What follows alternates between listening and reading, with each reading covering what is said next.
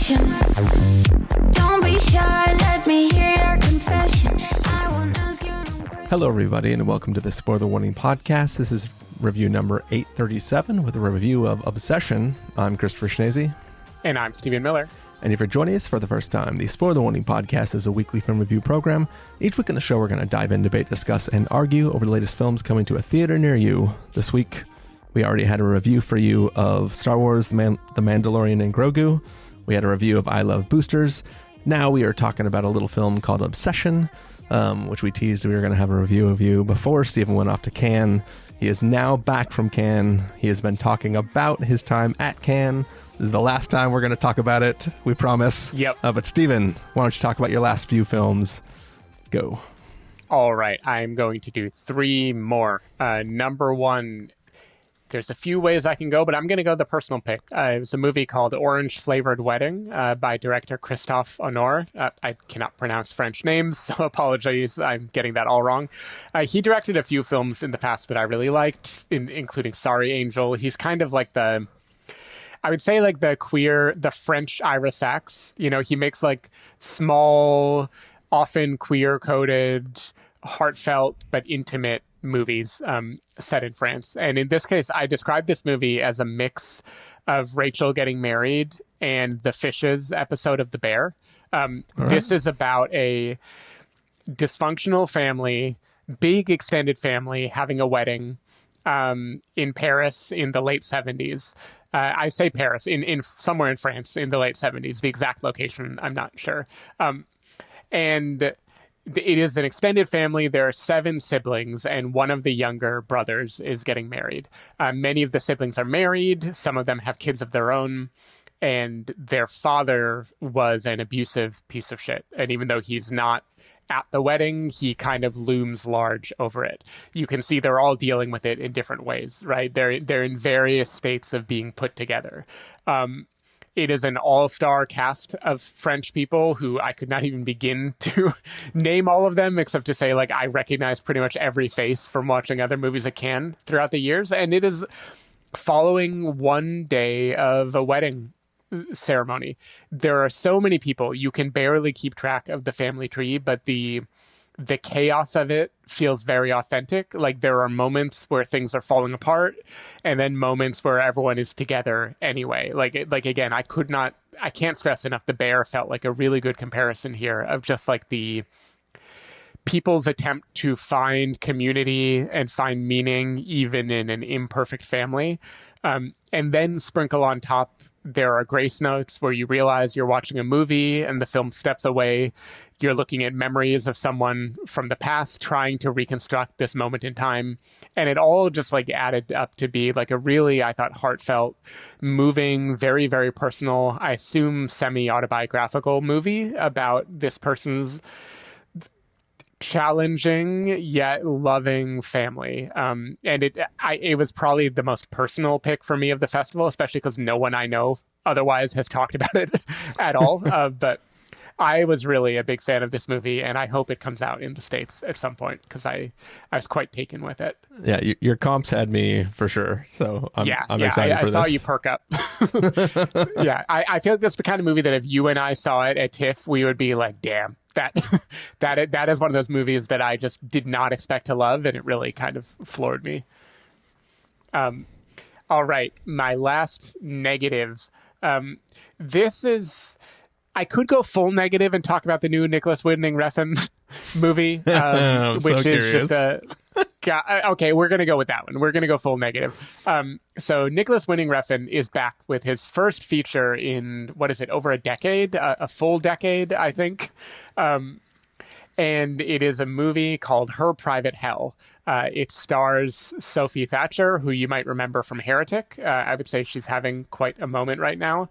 And the premise of this movie is that Sophie Thatcher plays like a mega star who lives in this like neon lit skyscraper.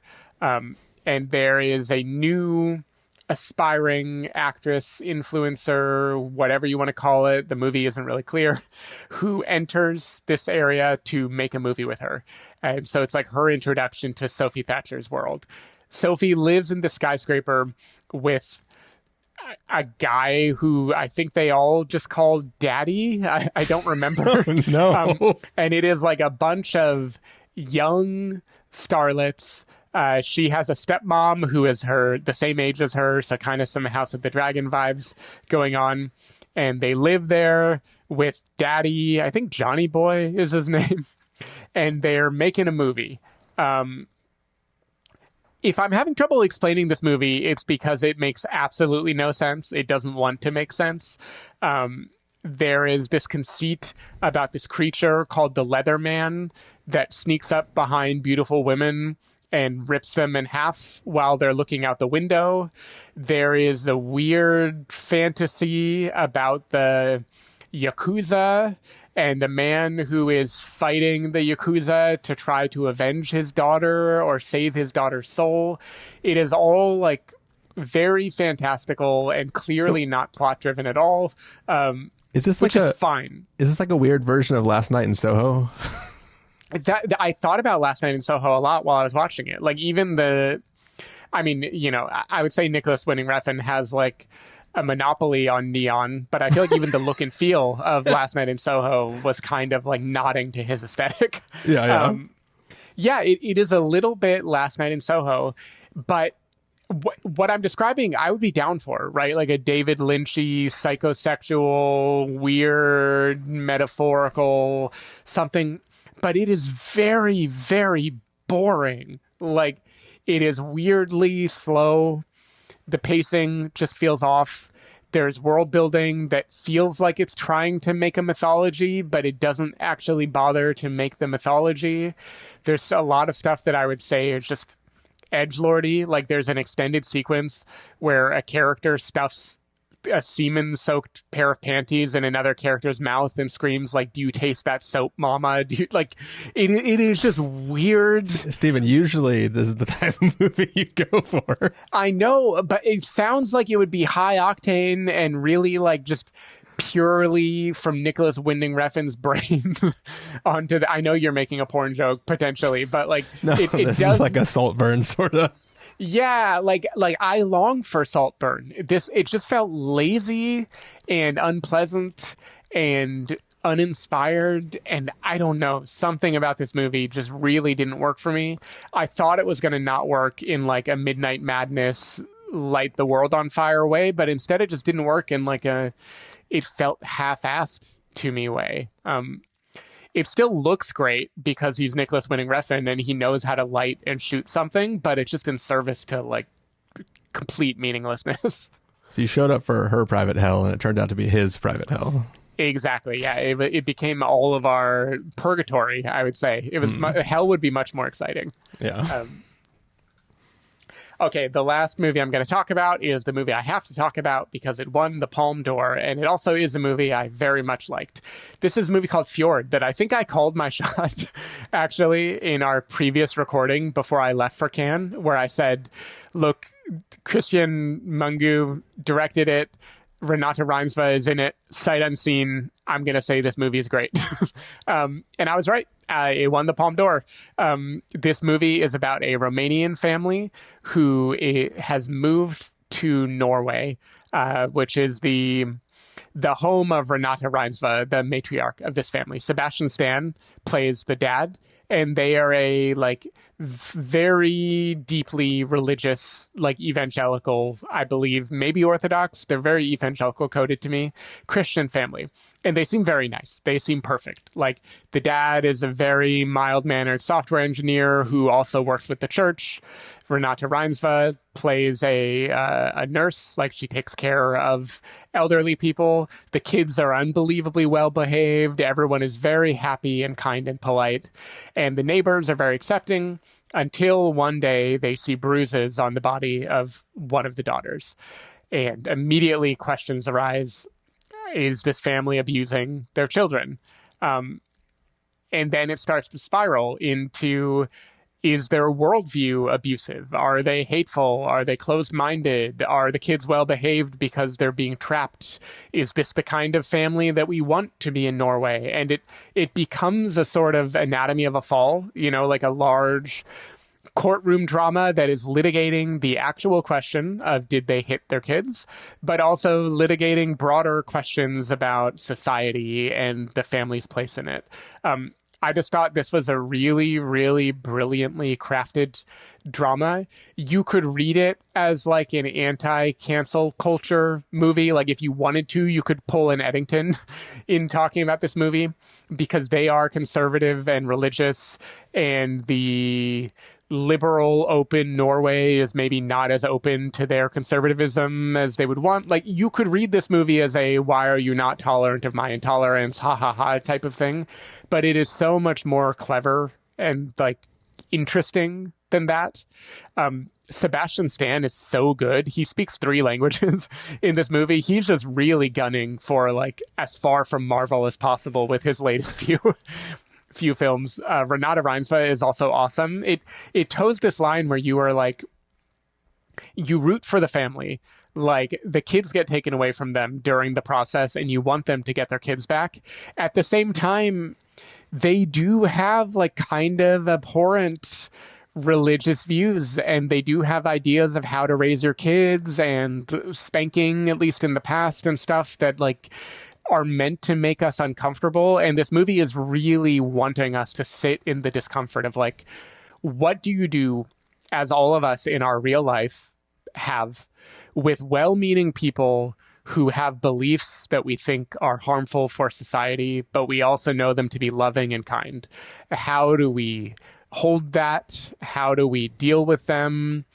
Do we separate our politics in the abstract from our feelings about these particular people? And the movie is like just really interested in like playing with that idea. So I thought it was very, very, very smart. I did not expect it to win the Palm. It was probably my like number 4 or 5 personally for me, but I think it is like still a deserving winner. I wanted it to be on the podium, and I'm glad that this means more people are going to see it.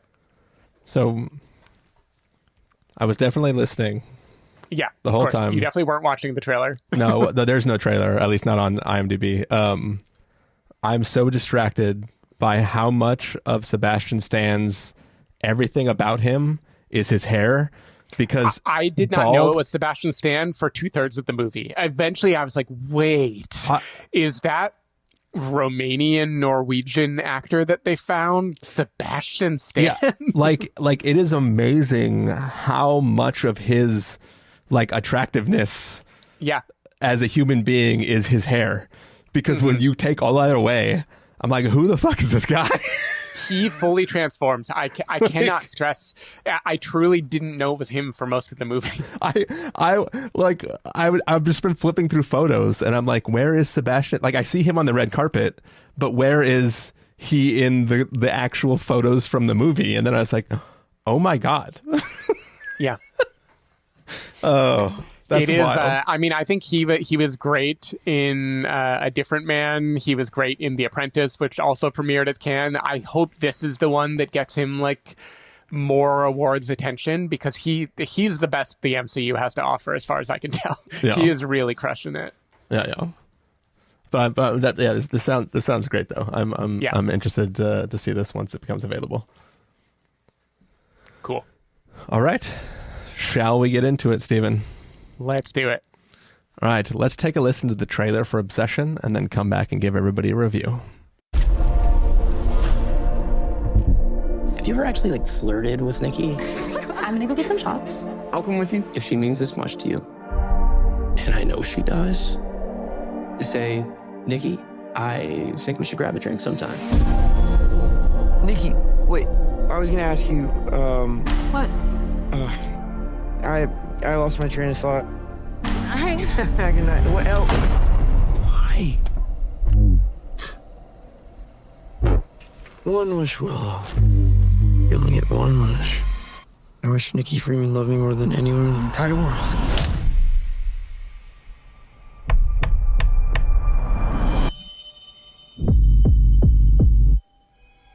I love you so much. A love only the branch of a willow tree could conjure. It's weird how you two are dating all of a sudden. Like, super dating. think Nikki is going through something. Like, what? Is she okay? No. Jeez, what kind of spells you put on her?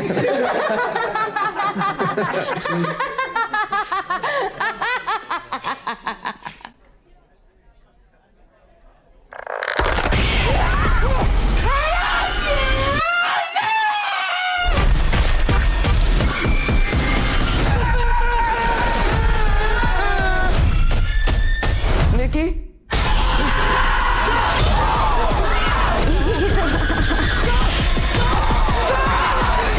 I love you. I love you. I love you. I love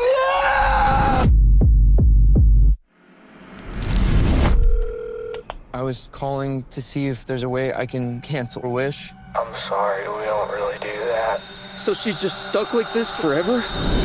Well, yeah, I mean, as long as you live. As long as I live? All right, so that was the trailer for Obsession. Basically, a young man just has a little crush on a girl, like young men are wont to do, to have. And one day he walks into a store and sees this little thing called a One-Wish Willow. He takes that One-Wish Willow, he breaks it, and he makes a wish that a girl would love him more than anything in the world, more than anyone in the world. And like all monkey paw situations, it might not go the way he expects. Stephen Miller, what did you think of Obsession?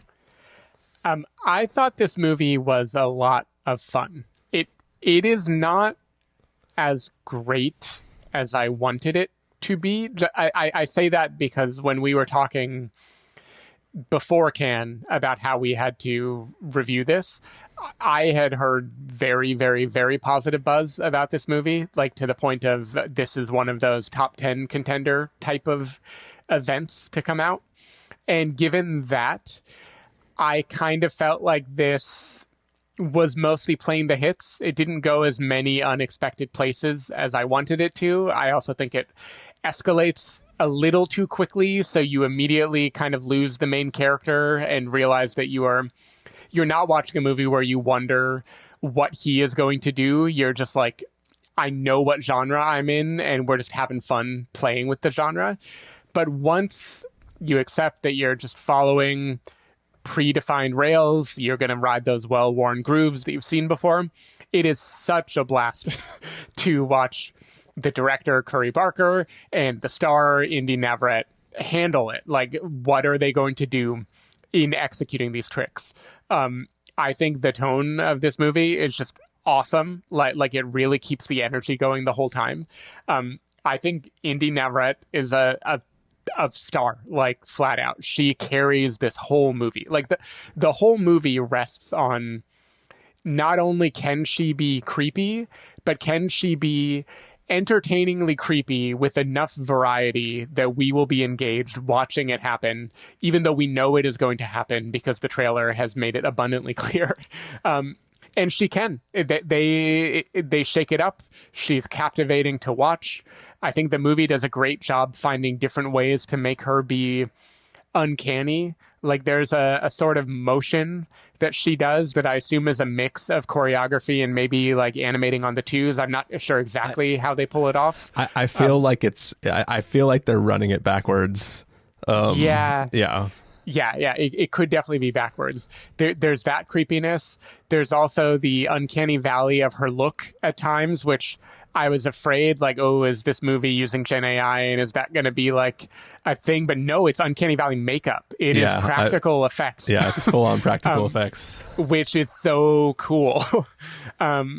Like the way they made this movie is just so creative, and my only complaint is like it is so creatively done.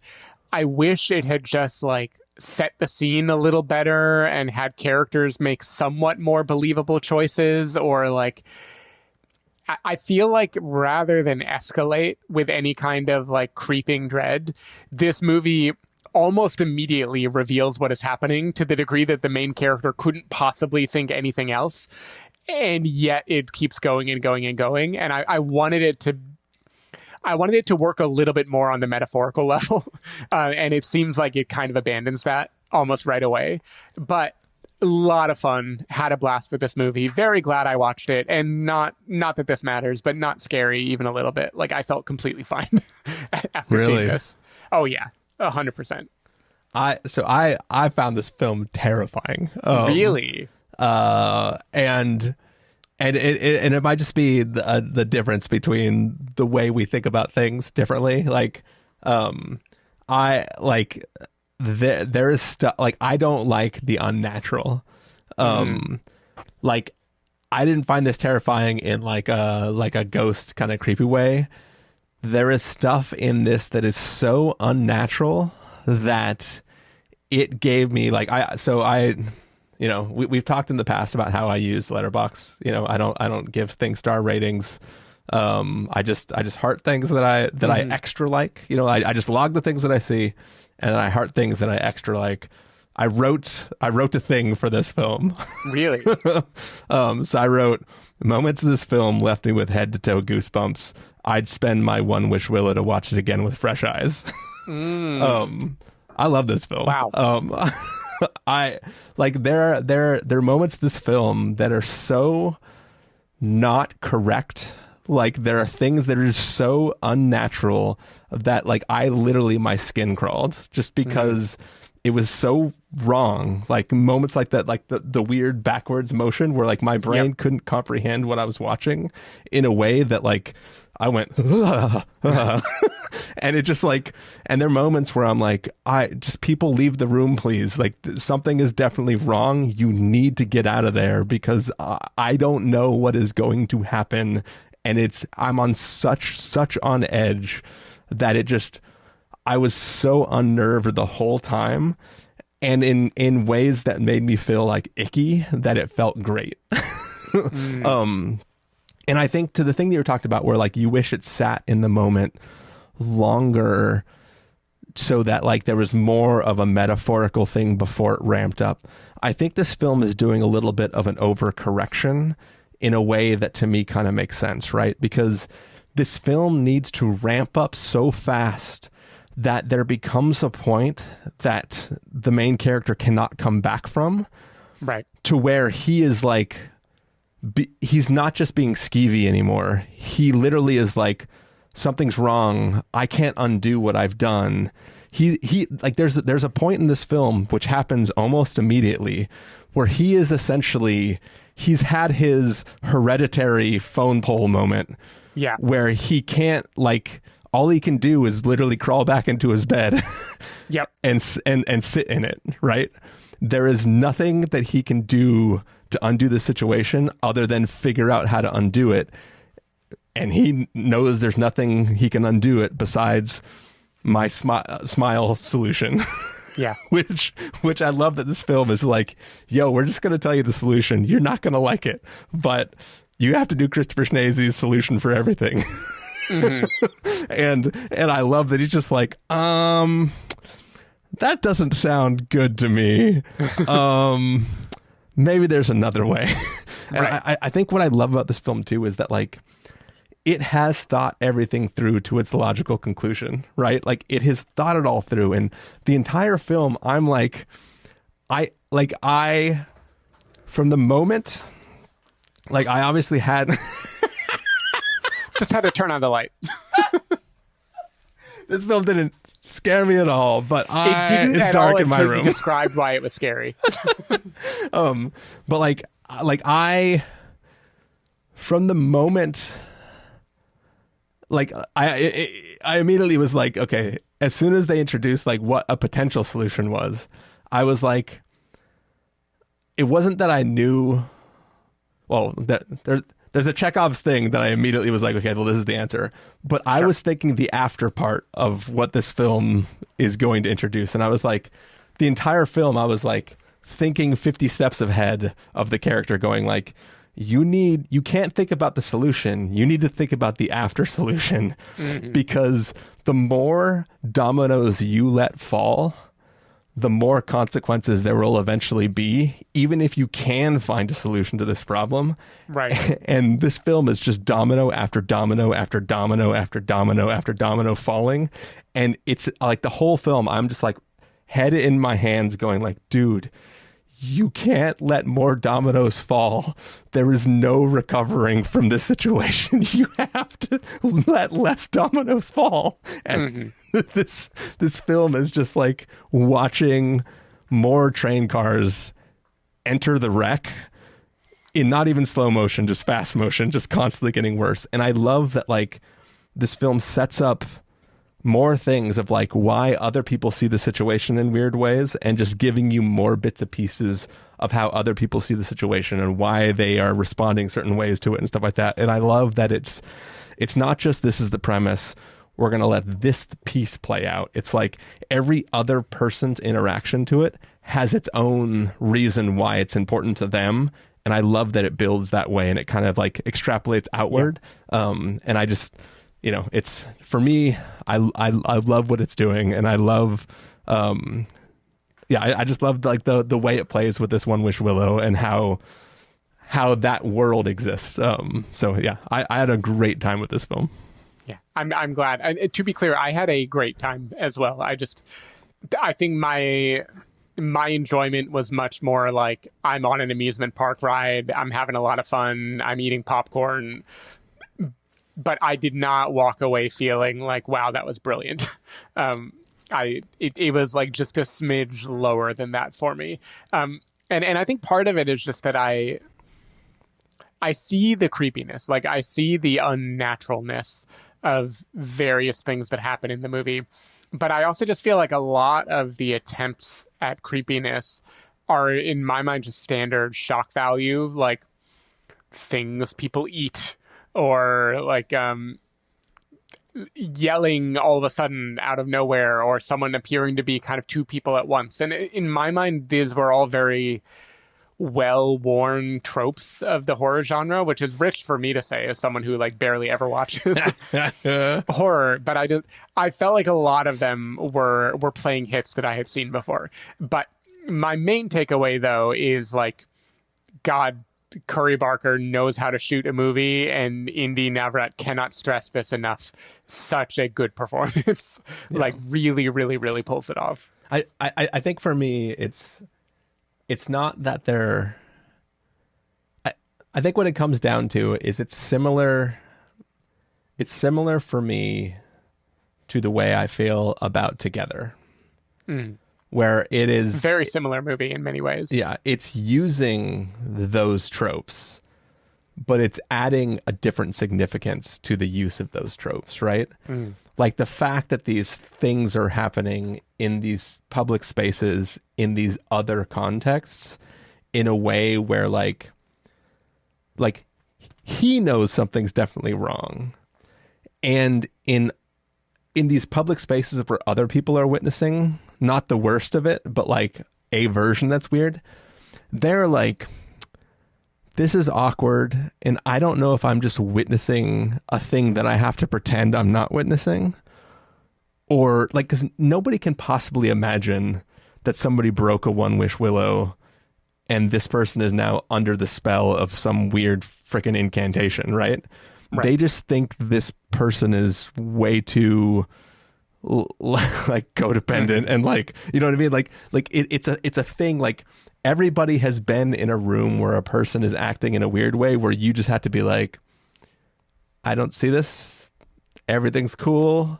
Yep. Let the room be silent for a second. Maybe one of us should restart the conversation we were all having and pretend like we didn't just witness this. Everything's cool.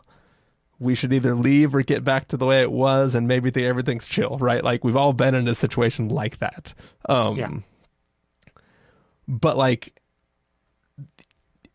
in all these moments, you don't know whether it's going to be like the wild moments at home in the public space, or if whatever's happening is the most that it's going to be, right? So it's like it's one of those things where it's like the fear of what could happen is the thing that is scary compared to necessarily what is happening at any one moment in time. I'm going to ask a provocative question that I'm not meaning to say this actually detracted from my enjoyment. Is there a read of this movie where it's like a chauvinistic look at y'all know what it feels like to have a girlfriend who's kind of crazy? Because it feels like when you talk about that, like, awkwardness of what is she going to do, what is going to happen next, there's a little bit about it that when I think about it, I'm like, I don't know. I mean, I don't know if I love that being the source of horror. I mean, he is clearly the problem. Of course. Yeah. Sure. He created the situation. Yep. He's like forcing her to be that, but like, yeah, it is a weird thing where it's like it's presenting it as though she's the problem, but he's the one that's creating her being the problem. So it is definitely a weird. That is true. It's kind of like Companion. Actually, that's another movie I was thinking about. Yeah. It is definitely a thing where it's like, to everyone else, she is the one that is being weird, but we, the audience, know it's because of him. So it's like he is the one that is toxic. But like, to all of society, she will be the one that will suffer the consequences for all of these actions, even though it's him that is, which may be its own metaphor for like everything. Is like she is the actual victim, but he will be the one that is like the one perceived as the victim. You're right. I take it back. Okay, my second question. Do you think this is secretly the explanation of Aunt Gladys? You mean in like Weapons? Like her thing is a one wish willow? It just seems awfully similar. but she doesn't have just one though. You're right. I mean that's what makes her special, I guess, is the ability to have multiples. She gets unlimited. Yep. She has ton wish willows. Yeah. But yeah, I definitely liked it. I also would say the feel of it, like it gets creepy, but there's a kind of like self-aware lightheartedness, at least at first, about how creepy it is. Like the shop where he enters and the woman who works there, that reminded me almost of The Monkey, but like as a much, in my head, better movie than The Monkey, but a version of like we are toying with the fact that this is a horror movie. Yeah.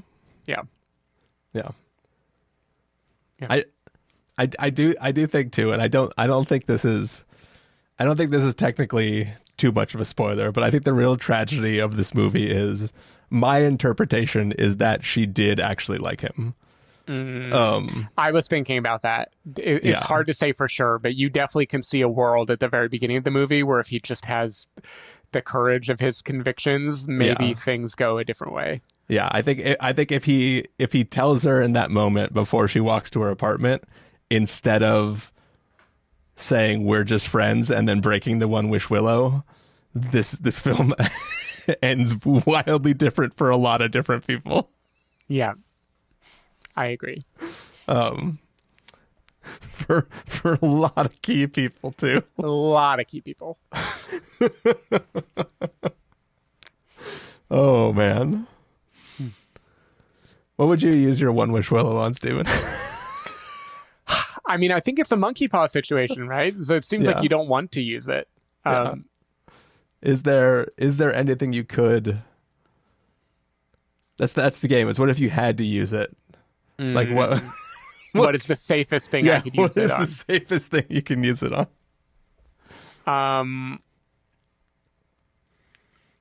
I don't know. I wish this fly were even weaker. Or yeah, like what if you so one of us, we have two one wish willows. One of us, wishes for the thing that's really exciting, and then the other one wishes that there's no consequence for the other person's wishes. Yeah, it'd be a good test. A good test of if this whole like trick of the genie type of I have a wish that cancels out the other wish. But then maybe the second person just gets the consequence for the first person's wish. Yeah, exactly.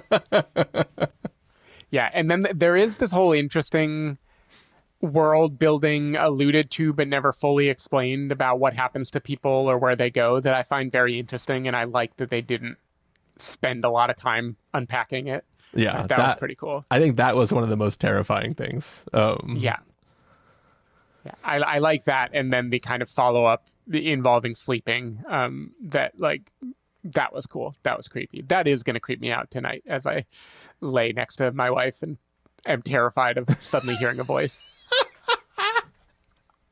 All right. Should we get to verdict, Steven? Sure. All right, Steven. Well, I was gonna say, how many One Wish Willows would you break? 5 One Wish Willows? 4? All right. If you're gonna give us a must see, recommend with the caveat, wait for rental, pass with the caveat, or a must avoid, what would you give it? I am giving this a must see. At the end of the day, even though I do have some caveats, like I didn't adore it, I think I gave it 4 out of 5 on Letterboxd. I do think this is great. It is wonderfully executed horror. It's extremely well acted. It's creepy. It's fun. I had a blast. And I love that this little movie that could is making all the money in the world. I think that's very cool. So yeah, definitely recommend it. Yeah, it is a must-see from me as well. I had an amazing time with it. I think it's creepy as fuck. I would have made different decisions than our main character. Yep. Yeah, people don't buy weird things at the stores and then make weird, creepy wishes out of it. Also, if you ever have to try to make a wish, to cancel a wish, don't pick the douchiest person to do it with. Yeah, don't pick bargain bin Cooper Hoffman. All right. So, Steve Miller, if people want to find you throughout the week, where can they do that? People can find me at Blue Sky at sdavidmiller at sdavidmiller.com, or you can go to decodingeverything.com for my can write-ups. You can find me at ChristopherInRealLife.com or Christopher IRL on a number of social platforms. You can find the podcast over at thespoilerwarning.com where you get a bunch of the back episodes of the show. If you want to subscribe to the show, you can do so on Overcast, YouTube, Apple Podcasts, or wherever podcasts are found. If you want to know when the episodes go live, you can follow us at twitter.com/spoilerwarning, facebook.com/thespoilerwarning, or instagram.com/thespoilerwarning. If you want to get a hold of us directly, you can send an email to fans@thespoilerwarning.com, or you can use the contact form on our site. Music for this episode will come from a track selected from artlist.io, so hopefully you're enjoying that. That is the last episode for this week. We are done. We will see you next week. Hey, a very quick addendum I forgot to mention in all my can coverage is, unfortunately, to listener Lewis, I was not able to catch the film Ashes because it only premiered on like the 13th and never again. So I'm looking forward to watching the movie. I swear I did everything I could to see it. There were 0 screenings of it. But yeah, excited to see that too. All right. Thank you all for listening, and we will see you next time. Thanks. Bye. Bye.